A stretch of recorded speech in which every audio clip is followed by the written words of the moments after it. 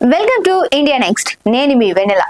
Malayali hero Mohan Lal ఆసుపత్రిలో చేరారు. తీవ్ర జ్వరం, శ్వాస తీసుకోవడంలో ఇబ్బంది రావడంతో ఆయనను కొచ్చిలోని అమృత ఆసుపత్రిలో చేర్చారు. ఈ విషయాన్ని ఆసుపత్రి అధికారులే స్వయంగా వెల్లడించారు. ఆయన ఆరోగ్య పరిస్థితి మెరుగుపడడమే కాకుండా పూర్తిగా కోలుకునేంత వరకు 5 రోజుల పాటు విశ్రాంతి తీసుకోవాలని వైద్యులు సూచించారు.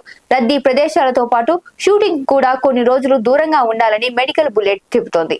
ప్రస్తుతం ఆయన ఆరోగ్య పరిస్థితి మెరుగ్గా ఉందని, మోహన్ లాల్ కోలుకుంటున్నారని మెడికల్ బులెట్ పేర్కొంది.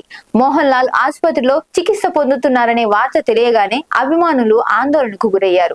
తమ అభిమాన హీరో త్వరగా కోలుకోవాలని ప్రార్థిస్తున్నారు.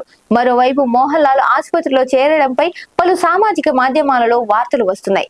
మోహన్ లాల్ ప్రస్తుతం ఎంపూరాన్ చిత్రంలో నటిస్తున్నారు. ఈ చిత్రానికి స్వయంగా దర్శకత్వం వహించగా బారోసిస్ పోస్ట్ ప్రొడక్షన్ వర్క్ ను పూర్తి చేసి కొచ్చికి తిరిగి వచ్చిన తర్వాత ఆయనకు జ్వరం వచ్చినట్లు కుటుంబ సభ్యులు తెలిపారు.